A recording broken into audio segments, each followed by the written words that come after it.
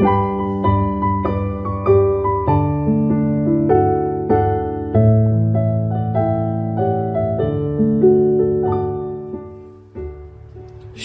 salam sejahtera bagi Bapak Ibu Saudara-saudara, anak-anak yang dikasihi oleh Tuhan Yesus Kristus. Jumpa kembali bersama saya Pendeta Eka di dalam renungan firman Tuhan pada hari ini, hari Rabu 12 April 2023. Sukacita dan damai sejahtera dari Tuhan Yesus kiranya kita alami hari ini dan tentunya boleh mendatangkan sukacita bahagia dalam hidup kita. Puji nama Tuhan. Sampai pada pembacaan firman Tuhan hari ini, yakni kitab Hosea pasal yang ke-12. Kiranya firman Tuhan yang kita baca dan sebentar kita renungkan sungguh dapat memberkati hidup kita. Baik, sebelum kita akan merenungkan bagian firman Tuhan hari ini, kita berdoa bersama. Tuhan Bapa di sorga, di dalam Yesus Kristus kami datang padamu mengucapkan syukur dan terima kasih untuk setiap kasih setia Tuhan, penyertaan, pemeliharaan yang sungguh nyata kami alami.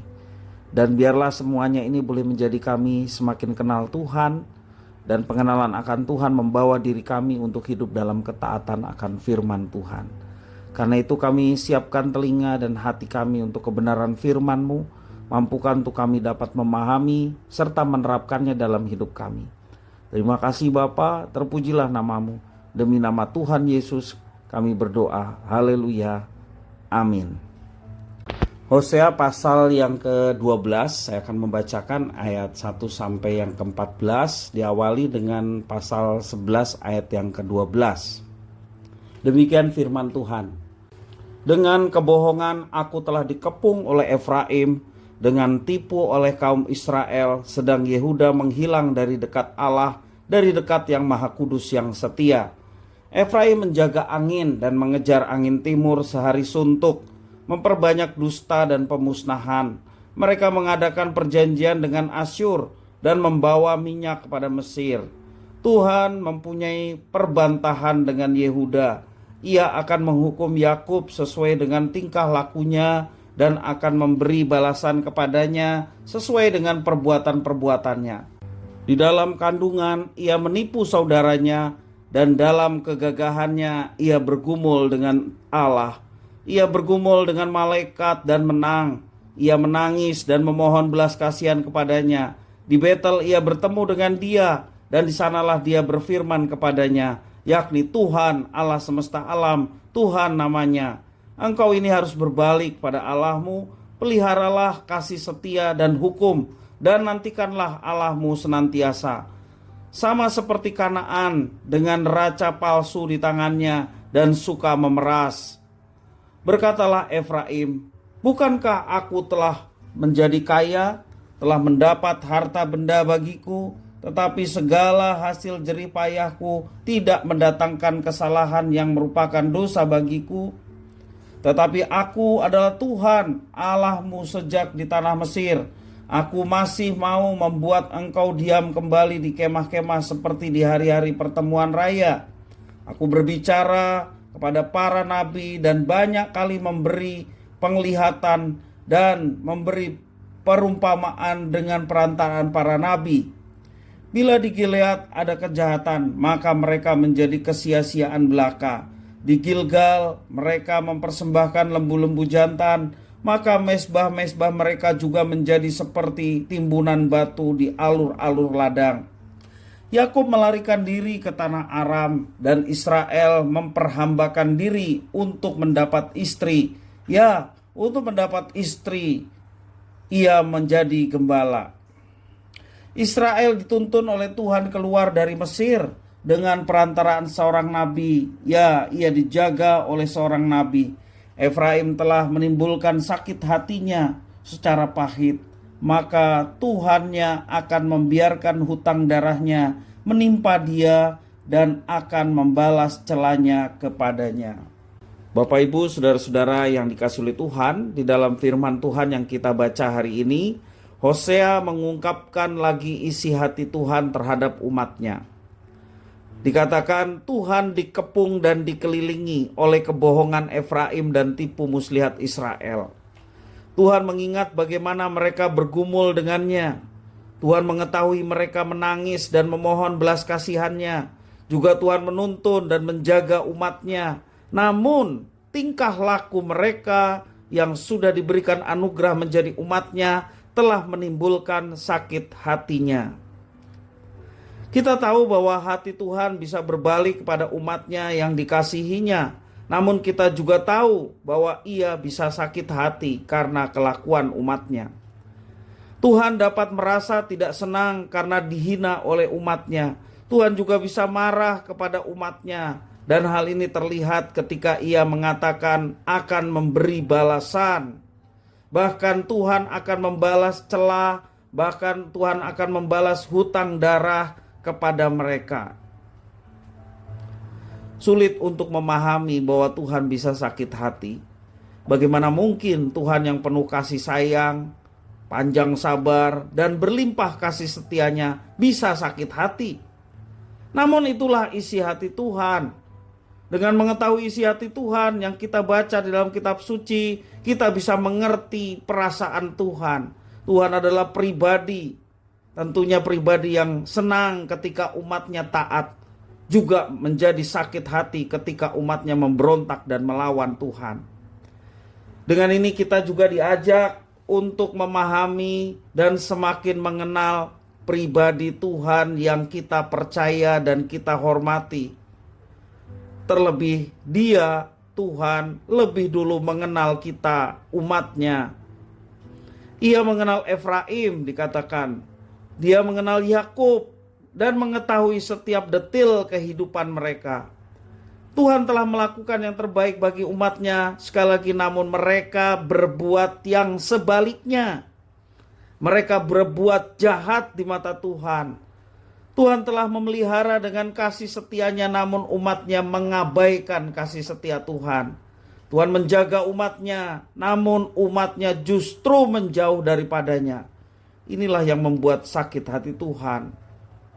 Dan bangsa Israel pun yang ditulis dalam kitab Hosea ini menjadi cerminan bagi kita. Apakah hidup kita menyenangkan hati Tuhan atau justru menyakiti hati Tuhan?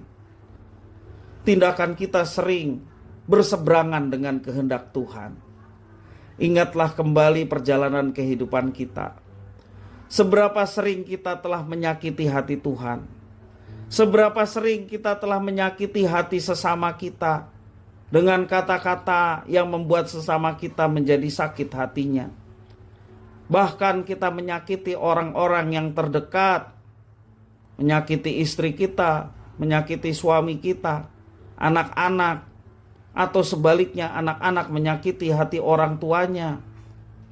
Bapak, Ibu, Saudara-saudara, cerminan bangsa Israel menjadi cerminan bagi kita. Dan biarlah kita mau belajar bagaimana hidup kita. Mari kita ingat-ingat kembali apa yang sudah kita alami. Semoga pengingatan kita itu dapat menggerakkan kita untuk memohon pengampunan kepada Tuhan tak kala kita sudah menyakiti hati Tuhan dalam tingkah laku kita, perbuatan kita. Di setiap hari kita perlu datang kepada Tuhan, memohon pengampunan. Sebab disadari atau tidak, ada saja pelanggaran dan kesalahan yang telah kita perbuat, dan semuanya itu menyakiti hati Tuhan. Selagi masih ada kesempatan di dalam kehidupan, jangan sia-siakan waktu.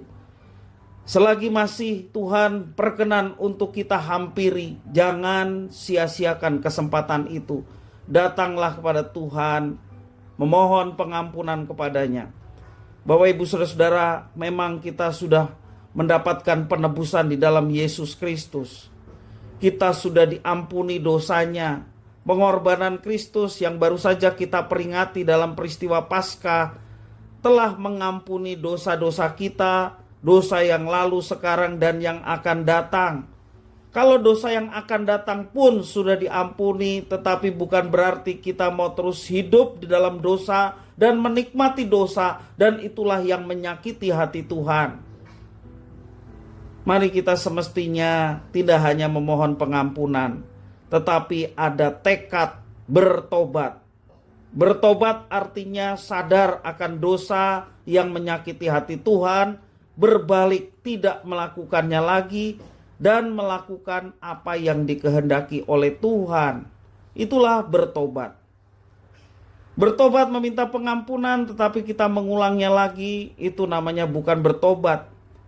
Tetapi kita menyia-nyiakan kesempatan yang Tuhan berikan. Kita main-main dengan Tuhan. Sama seperti dalam kitab Galatia, Allah tidak membiarkan dirinya dipermainkan. Karena itu jangan kita menjadi sesat pikir, jangan menjadi sesat di dalam kita mengikuti menjadi umat Tuhan. Mari kita senantiasa melakukan yang terbaik. Kita memohon ampun pada Tuhan, disertai dengan pertobatan untuk tidak melakukan kejahatan yang menyakiti hati Tuhan. Dan sebaliknya, dengan segala kerendahan hati, mohon pimpinan Tuhan, supaya apa yang kita lakukan berkenan kepadanya dan menjadi kesenangan hatinya. Kiranya firman Tuhan memberkati kita sekalian. Mari kita berdoa. Tuhan Bapa di surga, di dalam Yesus, terima kasih atas firman Tuhan yang mengingatkan kami kembali Engkau pribadi yang senang apabila umatnya taat, apabila umatnya dengar-dengaran, mengakui segala dosa dan bertobat, berbalik kepada Tuhan, melakukan apa yang Tuhan perintahkan. Sebaliknya ketika umatnya hidup semau sendiri, sebaliknya ketika umatnya tidak dalam ketaatan, bahkan hidup dalam pemberontakan, menyepelekan kasih karunia dan kesempatan, Tuhan sakit hati. Sama seperti yang diajarkan kitab suci dalam kitab Hosea ini. Biarlah ini menjadi pembelajaran kami untuk introspeksi apakah hidup kami menyenangkan hati Tuhan atau membuat sakit hati Tuhan. Biarlah ketika kami membuat sakit hati Tuhan, segera mungkin kami bertobat, mengakui di hadapan Tuhan dan tidak mengulangnya lagi, sehingga nama Tuhan dimuliakan dan hidup kami pun menjadi berkat bagi sesama. Terima kasih Bapa, terpujilah namamu. Demi nama Tuhan Yesus kami berdoa. Haleluya. Amin.